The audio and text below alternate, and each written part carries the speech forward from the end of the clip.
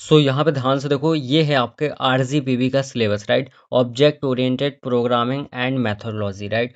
सो इसमें इतनी चीज़ आपको कवर करना है, ये सिलेबस है ना, यूनिट 1 से लेके यूनिट 5 तक। अब बेसिकली क्या करेंगे अपन यहाँ पे यूनिट 1, यूनिट 2, यूनिट 3, 4, 5 सबका वन बाय वन शॉट लाएंगे, ठीक है, जिसमें अपनी यहाँ पे बेसिक से लेके एडवांस तक सारी चीज़ें कवर हो रही होंगी, ठीक है।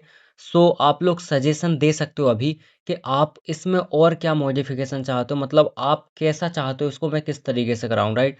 तो उससे उस हिसाब से अपन और ज़्यादा इसको बेहतर तरीके से करा सकते हैं, है ना। और बेसिकली क्या होगा, देखो जिस इसमें अपन एक काम करेंगे, जो प्रीवियस ईयर के क्वेश्चन आए हुए हैं ना, उनको कवर करेंगे, किस टाइप से क्वेश्चन पूछे हैं, एंड मेनली उन पर फोकस करेंगे, तो अपना ये ऑटोमेटिक कवर हो जाएगा। एंड वो चीज़ें वैसे भी इंपॉर्टेंट होती हैं, और इसका सिलेबस तो कम ही है, इसमें न्यूमेरिकल तो है नहीं कि अलग अलग टाइप से कुछ आएंगे, मतलब जितना पढ़ाऊंगा वही आएगा, है ना, 100%, राइट। सो सिर्फ उतना कर लेना है आपको, जैसे मैं कराऊंगा वैसे कर लेना है ना। बस आप एक तरीके से तरीका बता सकते हो कि कैसे आपको किस वे में चाहिए, राइट। सो वो वे बता सकते हो आप, है ना। बाकी मैं तो कराऊंगा सारी चीज़ें, ठीक है। सो अभी अपन यहाँ पे देखते हैं क्या क्या चीज़ें हैं इसके अंदर। सबसे पहले यूनिट नंबर 1 है, जो इंट्रोडक्शन होने वाला है मेनली आपका object oriented thinking and object oriented programming, ठीक है। सो सबसे पहले यहाँ पे होता है, देखो डिफरेंस आता है बिटवीन यहाँ पे प्रोसीजरल प्रोग्रामिंग एंड यहाँ पे जो अपनी ऑब्जेक्ट ओरिएंटेड प्रोग्रामिंग है ना। सो इसके बीच में डिफरेंस आता है। इसके अलावा यहाँ पे मेरिट्स डिमेरिट्स, मतलब यहाँ पे एडवांटेज डिसएडवांटेज, ये सारी चीज़ें आ जाती हैं, ठीक है। इसके अलावा यहाँ पे देखो object model elements of object oriented programmings, right. Input output यहाँ पे प्रोसेसिंग। सो इस तरीके से अपनी यूनिट 1 होगी, जो कि एक तरह से अपन बोले तो बेस बना रही है आपका, है ना, बेसिक है, ठीक है। और बेसिकली ये C++ में कराऊंगा मैं, है ना। सो उस पर फोकस करेंगे अपन। बाकी आप किसी और लैंग्वेज में अगर कोड वगैरह है तो लिख सकते हो। सो अगर मेंशन नहीं है तो आप आराम से लिख सकते हो किसी भी लैंग्वेज में, राइट। अब यूनिट नंबर 2 जिसका यहाँ पे नाम है एनकैप्सुलेशन एंड डेटा एब्स्ट्रैक्शन। अब इसमें क्या क्या चीज़ आपको कवर करना है। सबसे पहले यहाँ पे कॉन्सेप्ट ऑफ ऑब्जेक्ट, जैसे यहाँ पे स्टेट क्या होती है, बिहेवियर क्या होता है। इसके अलावा यहाँ पे आइडेंटिटी ऑफ एन ऑब्जेक्ट, जैसे यहाँ पे आपको क्लास के बारे में पढ़ना पड़ेगा, क्लास क्या होती है, बेसिक कैसे अपन डिज़ाइन करते हैं, राइट। ये सारी चीज़ें देखनी पड़ेगी।